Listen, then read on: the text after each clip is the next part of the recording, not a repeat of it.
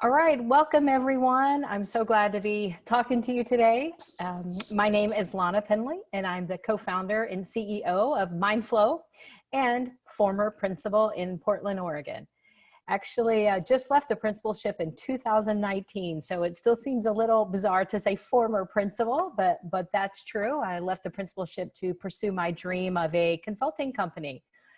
And so I feel really grateful and honored, and thank you to COSA for asking me to talk today. I'm going to be talking to you about something that really they probably didn't talk to you too much in principal school about, and that is about self-care for the school leader. And you may notice the title of this, How to Pour from a Full Cup. Not this whole idea of you can't pour from an empty cup, but let's put a positive spin on that. And what can we do to build our inner resources so we can feel a stronger sense of agency, a stronger sense of self, and just better well-being, overall well-being. So congratulations on making the decision to prioritize yourself today, and let's get going.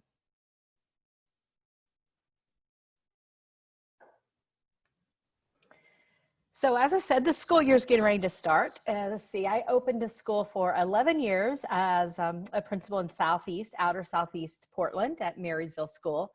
And I remember so well the stress of that, the scheduling, hires, paperwork, wanting to get it all right, all the meetings, and then you add on the layer of the virtual school. And I can't imagine how stressful it is right now for you guys. Well, if you're feeling a sense of stress, you're in the exact right place. I want to help you learn some strategies to help mitigate and manage that stress. And that's the main reason I'm doing this webinar, is to share with you some things and ideas that, had I known earlier, may have been able to help me. I'll tell you a bit more about my story in a minute, but first I would like to find out who's with me in the audience. So if you would in the chat, please, just tell me your name, district position, or school and position, why you chose this seminar, and then 2 words describing how you feel right now. So if you just take a second and put that in the chat room, that'd be great. So I get really excited to talk about this. You can probably feel it. It's a little more challenging doing it virtual for sure. I definitely like to vibe off the audience, but I feel so much passion about self-care that I just love to talk about it. Self-care for the school leader, and it is so critical. And I'm going to talk to you a little bit about that today. We'll do some mindful experiences. We will do some journaling and some chatting. If you're comfortable, I would invite you to turn your camera on. Don't worry about how your hair looks, or even if you have your pajamas on. Mindfulness is about not judging, so no worries. But if you're comfortable, I invite you to do that, and we will keep on going.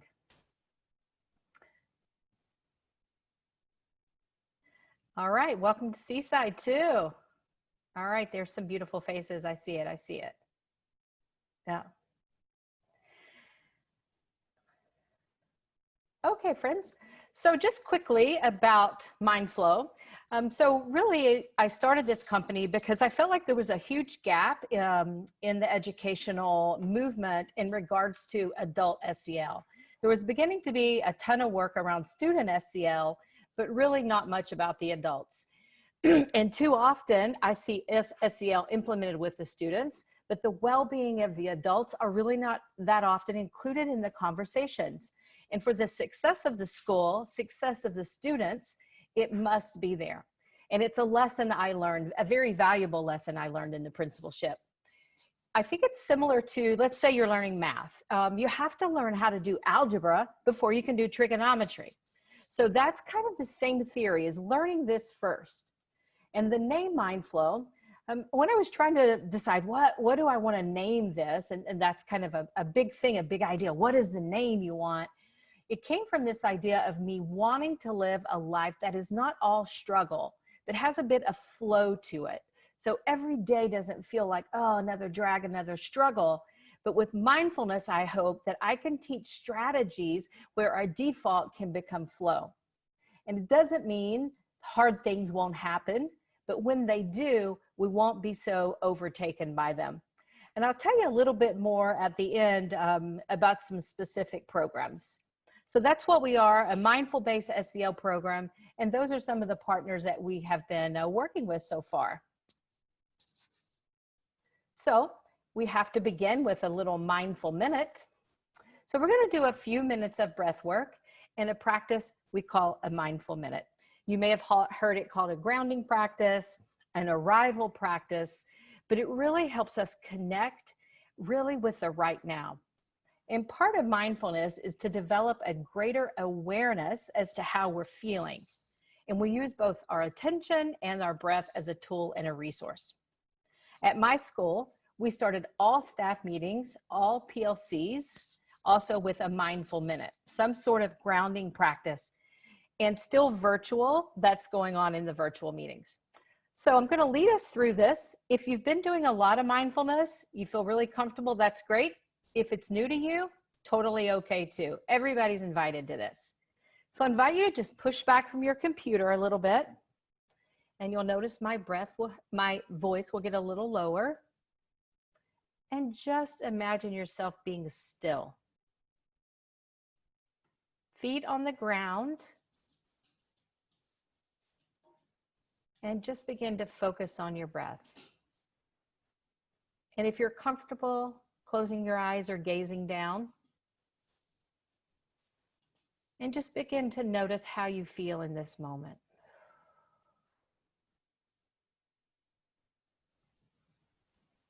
A sense of being in the exact right place.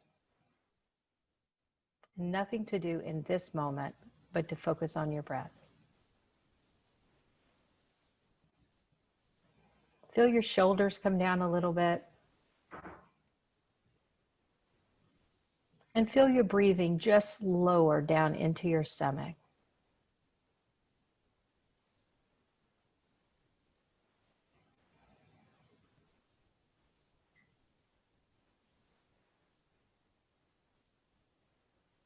And I invite you to bring to mind an intention you might have of our time together, of this next hour we have together, an intention that you have. And then one more breath in and out. And then just closing with a little half smile.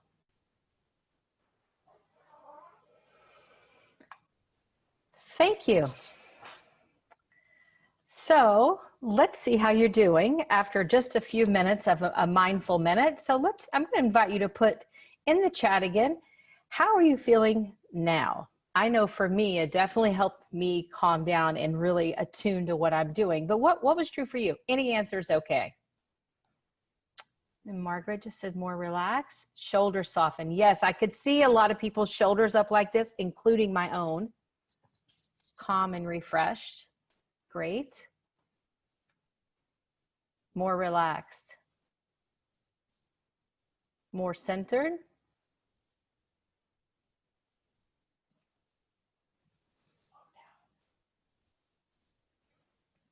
Awesome.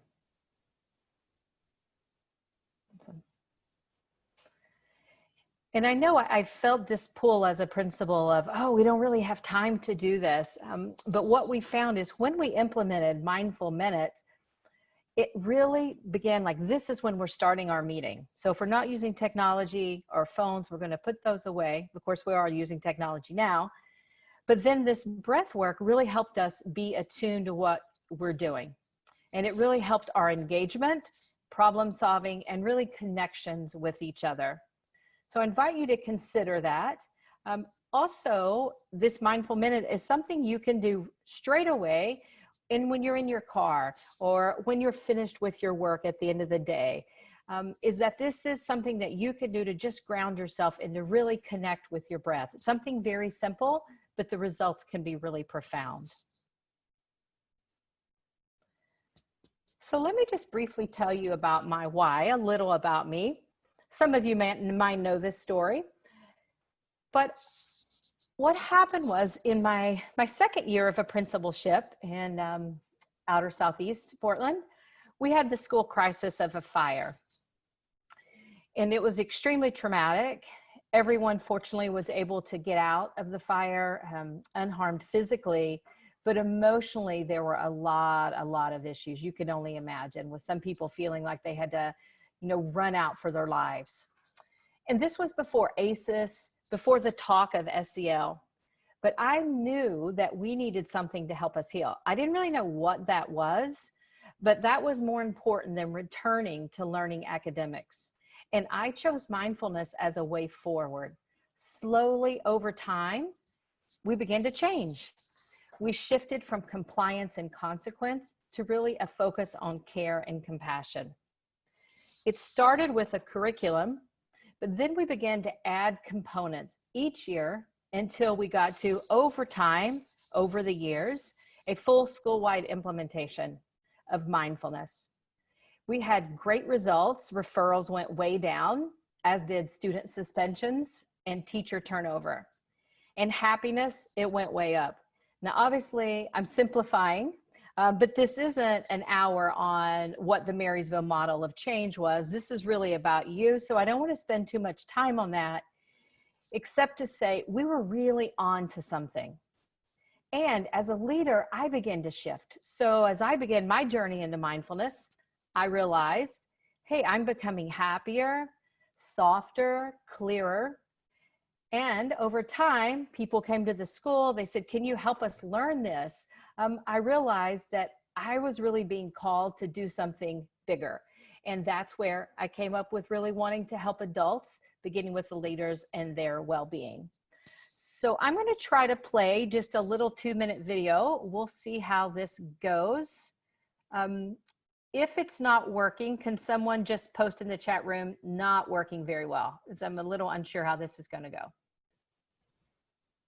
All right, thank you, friends. Thanks. I hope that could show some visual of the school and kind of the impact of the story.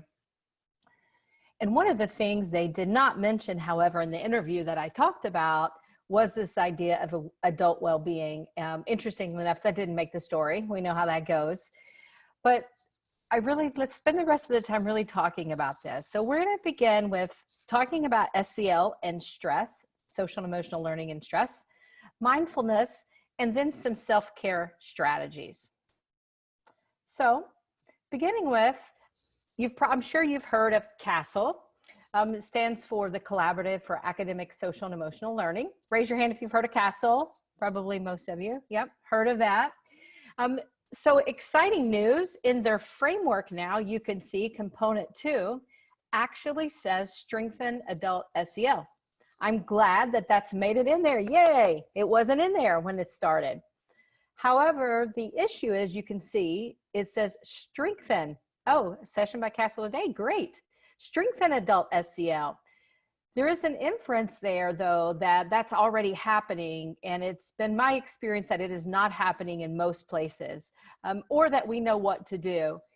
And when I begin to search, what is the market, what's happening right now in adult SEL, I did see a couple of companies, but they weren't created by a K-12 practitioner.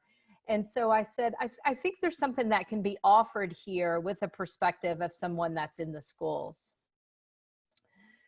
So I just want to show you this model of change, our theory of change here.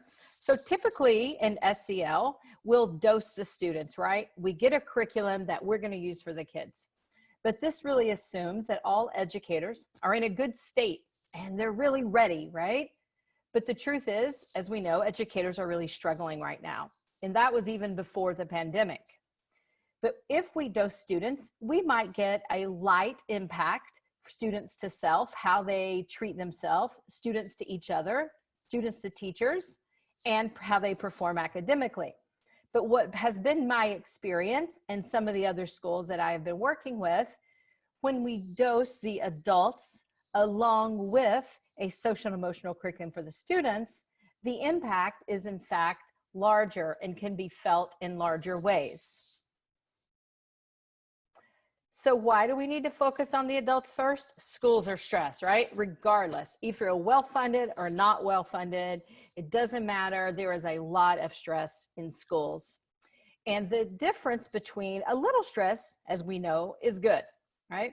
But toxic stress, in the stress that is chronic, it shows up with very serious consequences.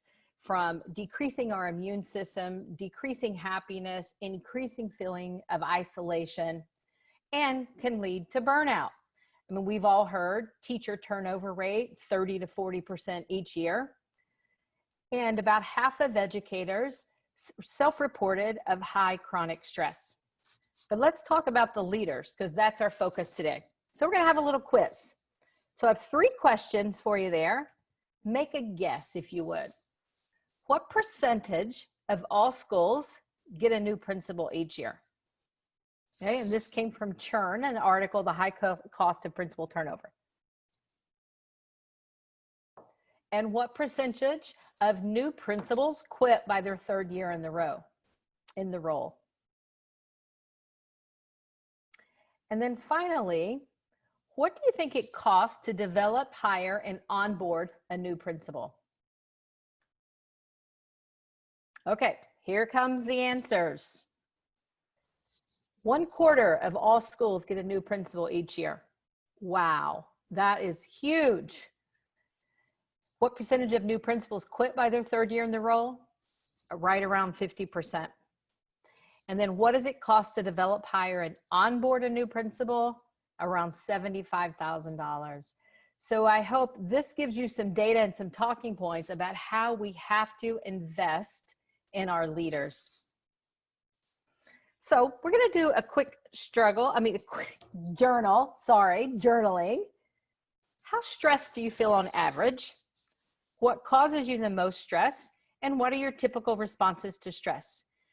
I invite you to put it in the chat since we only have about an hour, but if you'd rather journal it, that's fine too. A really important part of our awareness is to know how stressed we are. Often, I don't think I really knew I was really stressed, and how that was playing out in a lot of different ways. Because this is not something we talk about, right? We're taught to serve and to show up in a certain way. And without much time to really sit and think about the effects of what the job was having on me. And so I invite you just to begin to notice the awareness of the stress that you have. When I've done this presentation in person, 50 to 75% of generally people in the room are feeling high stress. Oh, I love to see that. Nahid, that's awesome. Yeah. Uncertainty, yes, very hard to deal with that. Not having answers. Certainly, like unknown. What is this year going to even be like? Some school districts have still not made their decisions exactly of what it's going to look like. So uncertainty has increased.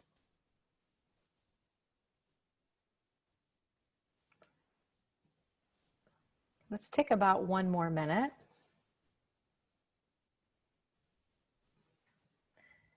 So let's talk a little bit about mindfulness right now. We've kind of proven the point, right? There's a lot of data. Educators are really stressed, and starting with the leaders. Remember, 1/4 of schools are getting a new principal every year. What is something that we can do about it? Well, what we can do about it is just ignore it. That's what I say. That's the argument I take. We need to make these changes so principals do feel more supported. So what I'm talking about is how you can support yourself, but it doesn't mean that we shouldn't be getting more support from the resources around us from our district also. I just want to make sure that that's clear.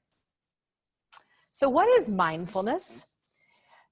Paying attention to what's happening in the present moment, to our mind, our body, and the external environment is one definition.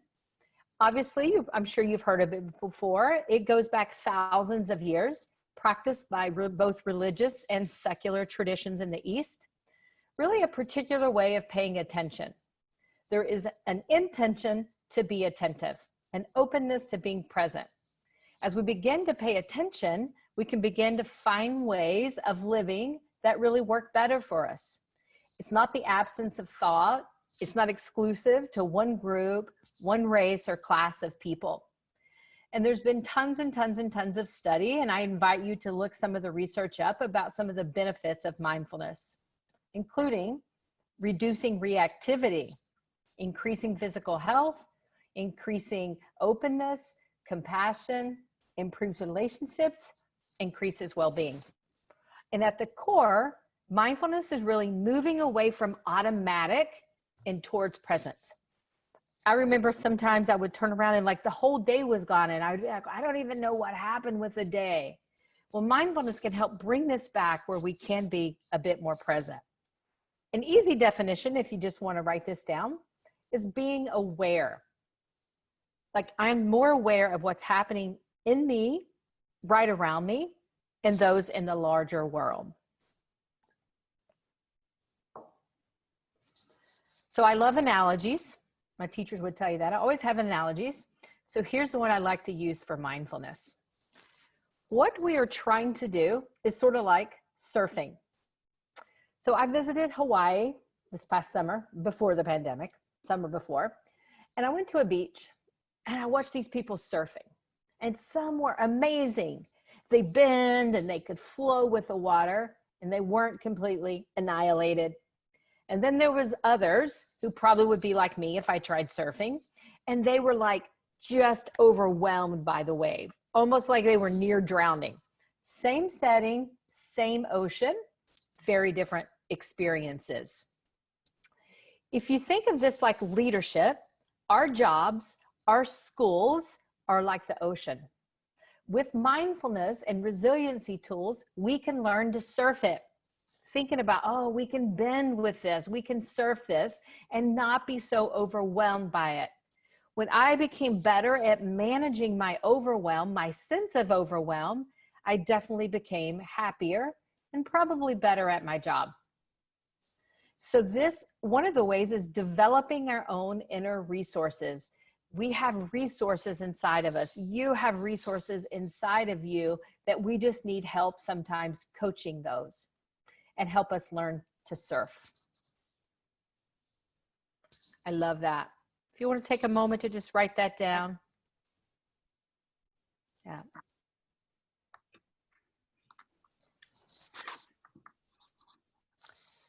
Let's see, could we got someone, could we just make sure we're on mute if you don't mind. All right, friends. So let's talk about one of the inner resources is understanding a little bit more about stress. So it's a biological response. It's a normal part of everyday life. It can be chronic, a chronic level of stress, or kind of an acute moment. And threats can either be perceived or real and create the same response within our body.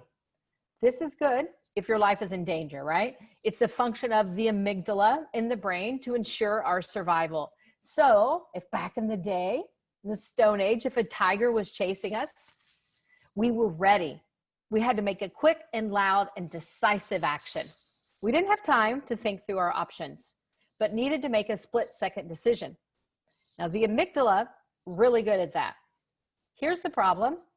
The amygdala cannot tell the difference between a real and legitimate threat to our physical and psychological health. So to ensure survival, when we're always scanning of what may be wrong, we suffer from hyperarousal, and that's not good for our bodies. And that's often how I felt as a principal, certainly as a new principal, like I was always walking around for the problem. But many stressors were not actually life-threatening. So they weren't really a tiger. It was more like a little kitten, right? This is a little kitten. It's not a tiger. So this helped us as a staff when we began to talk about this, and we even, begin to make some jokes about it. Is that a tiger or is that a kitten? Like, really, is it really a serious problem? Or maybe we can just be okay with it.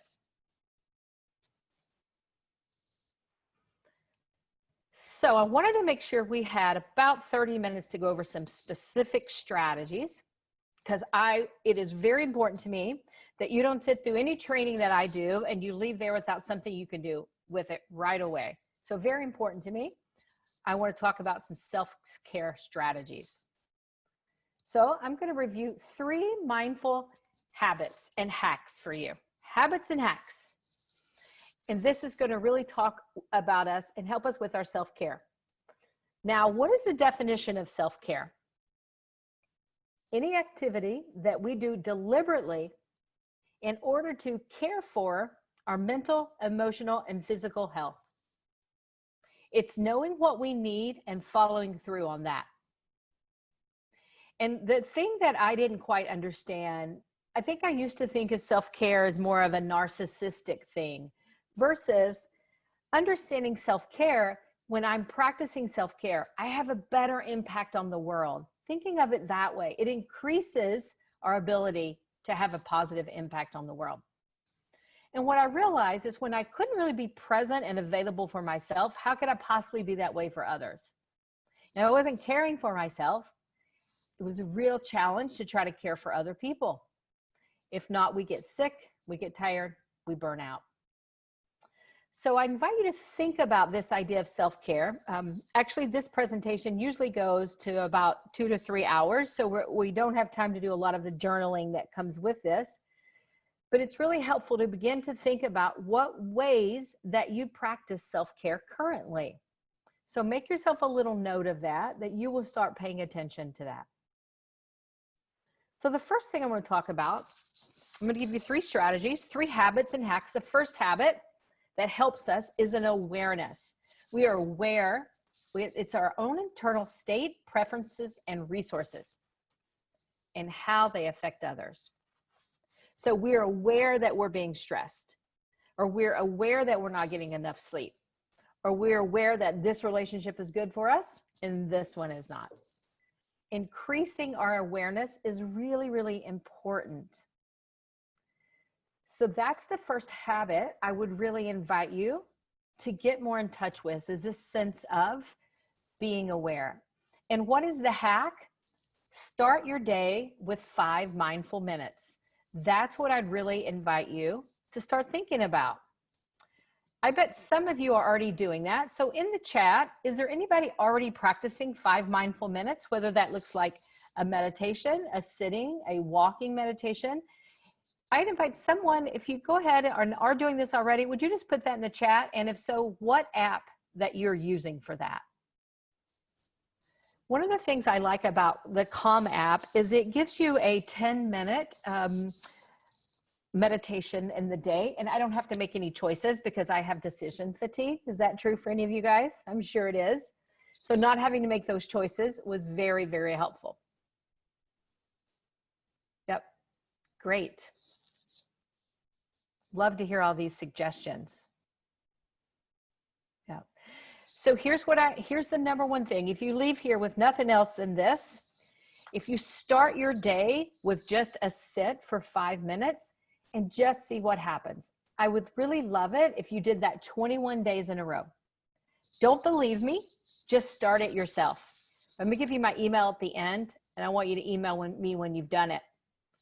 That is what took it for me, was a challenge for someone. And I began to do that and really feel the effects. It's sort of like a snow globe. You might have heard this before.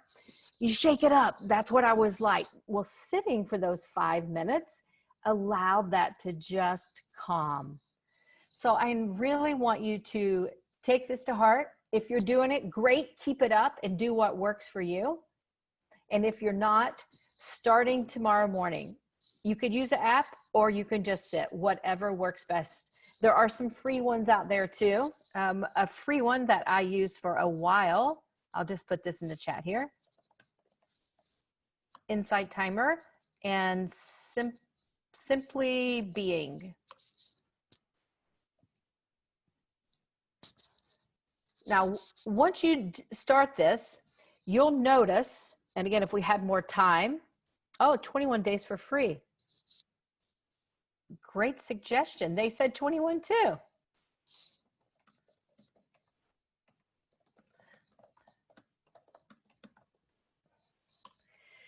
So here's what I want you to know.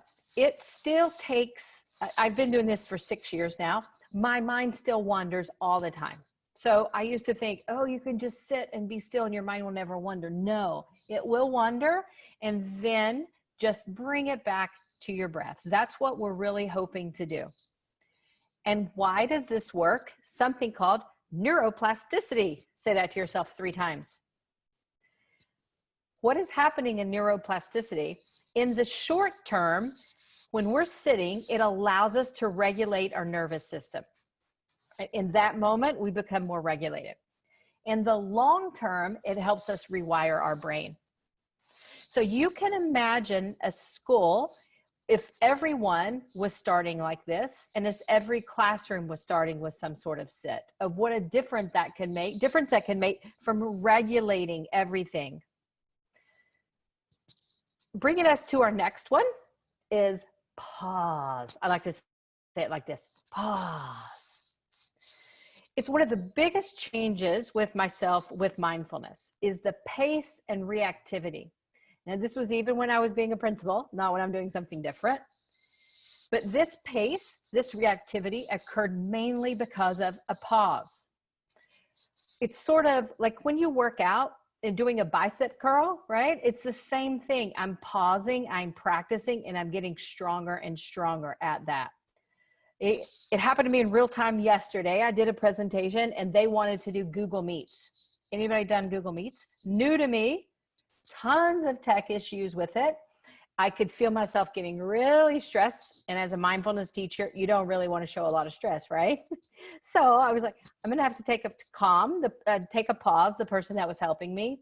And then we came back in 10 minutes. I was much clearer that I could actually learn how to do it. So it was a great reminder of the power of the pause. One of my favorite quotes by Viktor Frankl, who was actually in concentration camp. Between stimulus and response, there is space. And in that space is our power to choose our response. In our response lies our growth and freedom. I invite you to take a screenshot of that quote. One of my favorite ones. I kind of shorten it. Between stimulus and response, there is space. And in that space is my freedom. So let's see a little visual of this. Something happens, a stimulus, pause. Then I can choose with noticing and breathing whether I'm going to respond or react. So I invite you to write this down. Respond, not react. When we respond, we can act in a way that more is aligned with how we want to be in the world. And I will tell you right now, learning the principal pause was worth more than a year of doctorate program. It changed everything with me from not being so reactive. When people came with answers right away, I'm going to need to think about that. I'm going to get back to you tomorrow on that one. They got used to that's what I was going to say. And when I was feeling big emotions, let's say I was in a meeting and it was getting kind of tense, I would stop the meeting and I'd say, you know what? We're going to take a break. Everybody get up. Go take a walk. We'll meet back here in 5 minutes, or I'll meet back here in 10 minutes.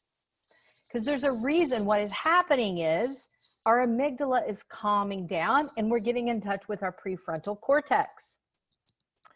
So think of what it is. Is there a time that is really, really hard for you when you want to react rather than respond? Let me ask you that question. When is it hard for you? Let's put this in the chat. When is it hard for you to respond? So remember our first habit that we talked about, awareness. When feedback's not constructive, right? It's not helpful. That's right. So we talked about awareness, and now we're talking about pausing. Two things that if we implement in our life can help us have a greater sense of well-being. But it's hard for us to pause if we're not aware, right? If we don't know what's happening in the big emotions that we're feeling. So our hack, this is what I want you to do. The shortened way to practice the pause is when you are feeling big emotions. Like I knew I was getting upset, I needed to take a pause. So if it's not a crisis, it's not a real tiger, then I can just pause. And that just helps it shrink right away.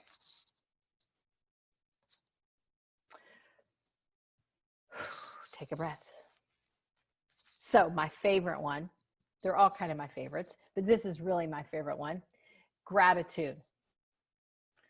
Third one, so important, is changing our sense of gratitude. It reminds us how special and beautiful and fortunate our lives are, even under stressful times. It's a tool of resilience and a key practice of mindfulness. It helps us cope, not to turn a blind eye to the suffering or stress, But because of stress, suffering and stress, we need to elevate and increase our resiliency strategies, of which gratitude is one. It's also a reminder when we do that, the ratio of good to bad is not the same as what the news or the world shows us. So let's go back to our chat again. What are 3 things you're grateful for right now in your life? 3 things. Oh, a tiny garden. I love it. Garden. Yes. Family, health, job, the ocean.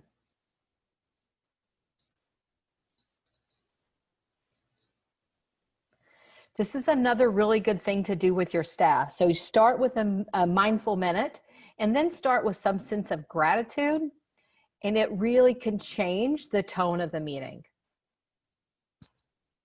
Grandkids, yay. Garden's coming up a lot. Family and friends, yes. So there's this thing that gets in the way, you might have heard of it, and it's called negativity bias. There's a reason I call it green bananas. Let me tell you a little bit about this first. You've probably heard of negativity bias, but the challenge is our brain is very bad at learning from good experiences and very good at learning from bad experiences. So something good happens, slides off our brain like Teflon. Bad experiences stick to us like Velcro. Think of a recent day, everything went really well, you got a lot done, and there was that one email you got of an unhappy parent. And then what is it that we remember for the day? That one email. And this is called our negativity bias. It's a Stone Age bias. So we can look for those tigers and be ready for it, but we can counter that ourselves by noticing what is right and good. And the green banana, the quick story, I was at a breakfast buffet before the pandemic. It was the most beautiful buffet. And there was this one thing wrong, and that the bananas were green. They weren't yellow. And everybody that came by the buffet noticed that those bananas were green.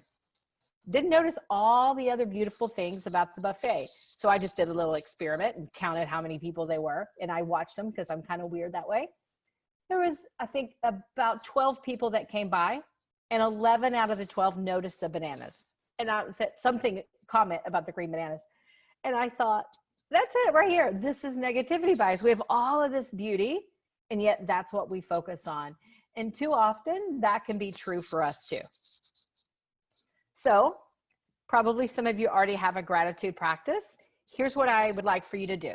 Your hack, each night before you fall asleep, write, say, or think 3 gratitudes. 3 gratitudes. Some people like to do them at dinner time. That's fine too. But it can really help us get in a good mindset and can help with our sleep when we do that. So I'm going to give you just a couple minutes to write this. Here's the hack I invited you to do. Start your day with mindful minutes, practice the pause, and say our gratitude. Are you currently using these hacks? And if not, what steps could you take to begin to add the strategies to your daily routine?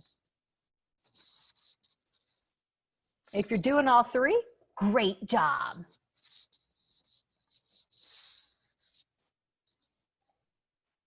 You could just journal that, or if you want to put it in the chat, that's fine too.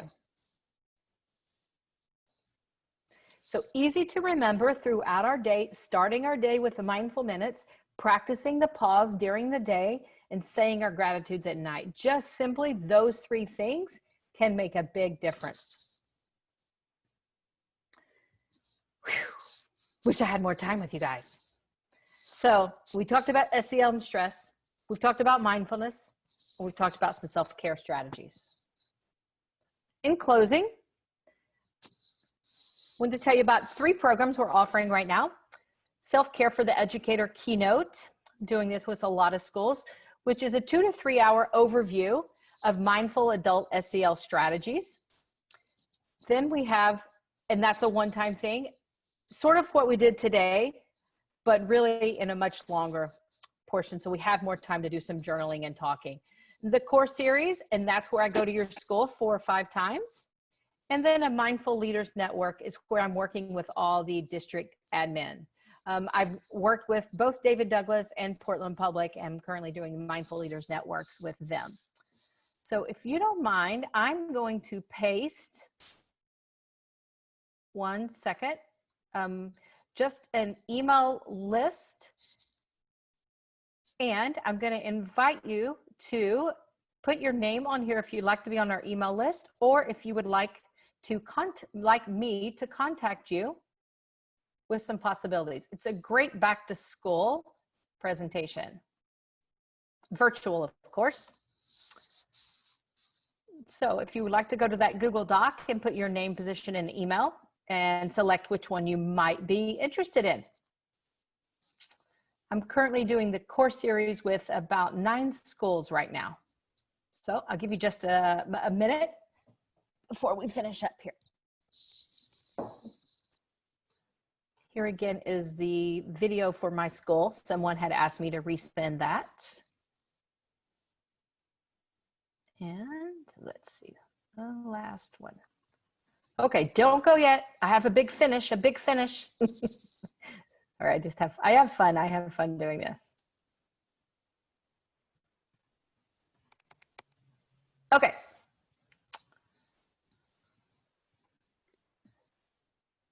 So I have a great story to finish with. All right, I think it's great. So hopefully you will too. Okay. Can you see this glass I'm holding here? I'd like to close with a little anecdote that I heard some years ago. As I hold up this cup of water, you would probably expect me to mention typical glass half empty or glass half full metaphor.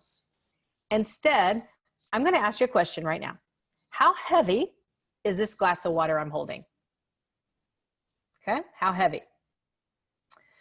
From my perspective, the absolute weight of this glass is irrelevant because it all depends on how long I hold it, right?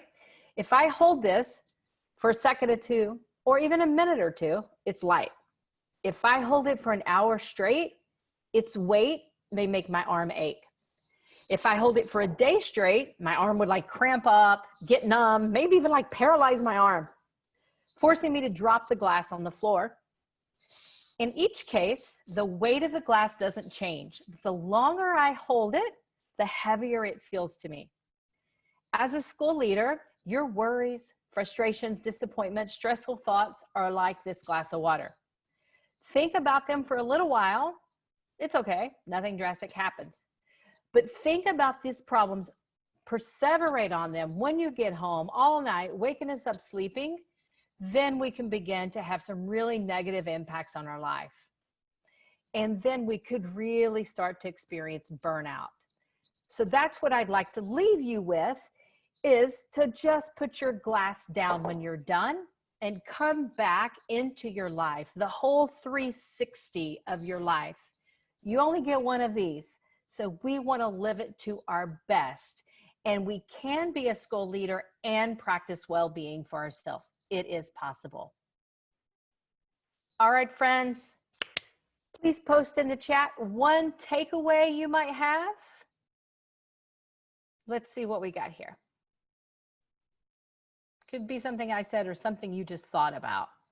The 3 hacks. I'm going to do them. Okay. Christy, 21 days. I want you to send me an email. Start meetings. That's right. Yes. And in our course series, we go a lot more detail about how to do this with your staff. Absolutely.